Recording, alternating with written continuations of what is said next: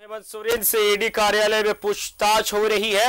वहीं दूसरी तरफ सीएम आवास पर नेता और मंत्रियों का जो है वहां पर पहुंचे हुए हैं, क्योंकि सीएम हेमंत सोरेन ने पहले ही कहा था और निर्देश दिया था कि जो भी नेता मंत्री महागठबंधन सरकार में शामिल है वे रांची में ही होंगे।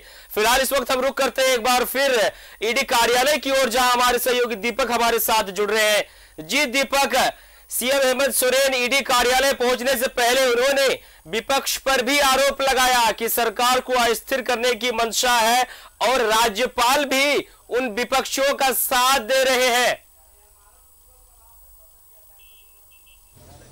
जी बिल्कुल, मुख्यमंत्री हेमंत सोरेन पिछले 2 घंटा से अधिक समय से ईडी के सवालों का सामना कर रहे हैं और मुख्यमंत्री हेमंत सोरेन ईडी दफ्तर पे आने से पहले आवास में ही उन्होंने प्रेस मीडिया को संबोधित किया, प्रेस वार्ता कर, और जिसमें उन्होंने साफ तौर पे कहा है कि 1000 अवैध खनन से जुड़ा जो मामला को लेकर के उन्हें समन जारी किया गया है, उस पर उन्होंने ईडी को पत्र लिखा था जिसका अब तक कोई जवाब नहीं दिया गया है।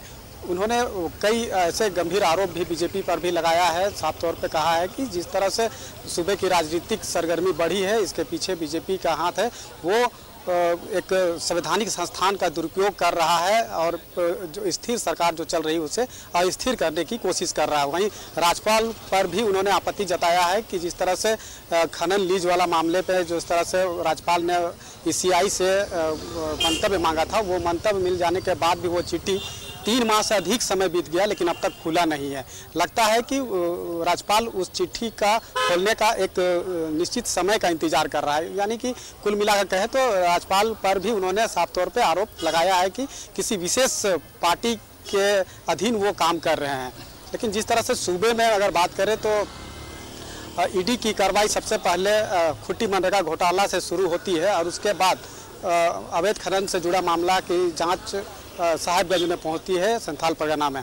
साहिबगंज में जब ईडी की कार्रवाई हुई थी बीते 8 जुलाई को, उसमें पंकज मिश्रा जो मुख्यमंत्री के विधायक प्रतिनिधि है और उनके अलग कई करीबियों के अलग अलग ठिकानों पे छापेमारी हुई थी और उस छापेमारी में 5 करोड़ 34 लाख रुपया बरामद किया गया था ईडी के द्वारा। साथ ही कई अहम दस्तावेज भी बरामद हुए थे और उसके बाद पंकज मिश्रा को अरेस्ट किया गया।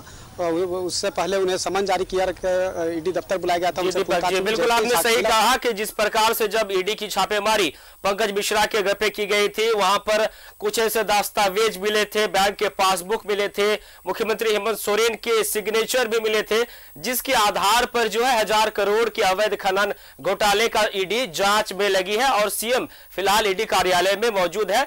आप तमाम सहयोगी से अनुरोध है कि आप बने रहें, फिर आपसे हम दोबारा जुड़ेंगे।